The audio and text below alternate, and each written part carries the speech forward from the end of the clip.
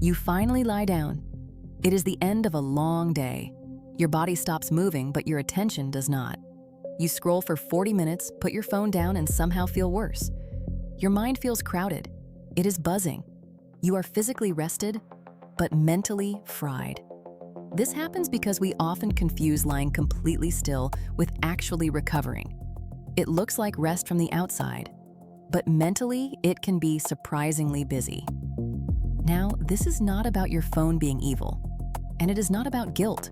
We all do this. Your brain has a built-in recovery process. When it gets the chance to run, it helps clear the fog and lock in what you learned today. But it does its best work when the input finally slows down. And the way we usually try to relax keeps that process from really settling in. Before we look at how to actually trigger that recovery, we have to understand why your mind keeps choosing the constant stimulation that blocks it. After a full day of making decisions and managing stress, your mind is exhausted. It demands immediate relief. And scrolling offers exactly that.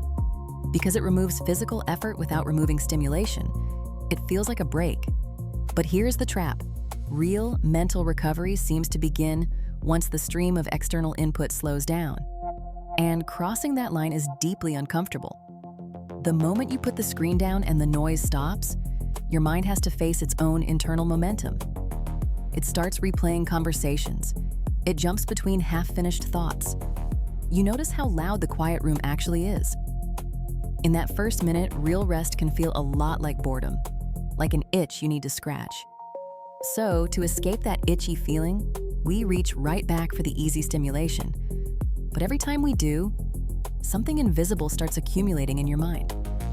Something that explains exactly why you feel more tired after half an hour of scrolling than you did before you started. A researcher named Sophie Leroy calls it attentional residue. Think about what actually happens in your mind during just 15 seconds of scrolling. You laugh at a funny video, then you see a stressful work email, then you read a heavy news headline. With every single swipe, your mind has to shift gears. And it cannot do it perfectly. Every time you scroll, your mind tries to fully let go of what it just saw. But it cannot. It can feel as if a tiny piece of your attention stays stuck on the previous thing, even as your eyes move on to the next. But the reason your mind feels so crushed at 9 p.m. is not just because of the last 40 minutes on the couch. It is because of the 14 hours that came before it. You see, we have slowly eradicated the in-between moments from our days. We listen to podcasts during our commute. We answer emails in the elevator. We are constantly feeding the system new input. Think of your mind like a kitchen counter. Every time you consume a new piece of random information, it is like someone walking in and handing you a dirty dish. If you never stop to wash them, they just stack up. By the end of the day, your mental counters are overflowing, and holding on to all of those unfinished fragments is mentally costly. It quietly drains your bandwidth and makes it harder for your brain to properly store the information you actually want to keep. So when you finally lie down and stare at the ceiling, your mind is not resting.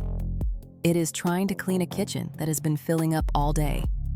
And the only way the mind knows how to wash those dishes requires a state we almost never allow anymore. When the stream of new information finally slows down, your brain does not just power off, it shifts into a different mode. Neuroscientists call it the default mode network.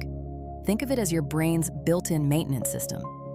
For a long time, we assumed the resting brain was just idle. But brain imaging suggests this network is associated with the kinds of inward processes that help us reflect and mentally sort through the day. But this system needs a gap in the noise to do its best work. And that gap has a feeling. We call it boredom. We often treat boredom like a failure or a wasted moment. But neurologically, that restless feeling is often the doorway into a lower input state your mind rarely gets anymore. It is the signal that the constant input has stopped, and the brain can finally begin to sort itself out. And here is why that matters even more than you think. These quieter moments do not just clear the fog. They also support the exact processes that make learning stick. During these states of rest, your brain appears to replay recent experiences, helping to shift them from short-term storage into long-term memory. Without this offline window, much of the useful information you took in today can simply slip away. So, whether it is constant brain fog or the frustrating feeling that nothing you learn seems to stick, you are not broken. You may simply be giving your mind constant stimulation when what it actually needs is a little more space. By constantly reaching for your phone to escape that itchy feeling, you accidentally treat something your brain genuinely needs like an inconvenience.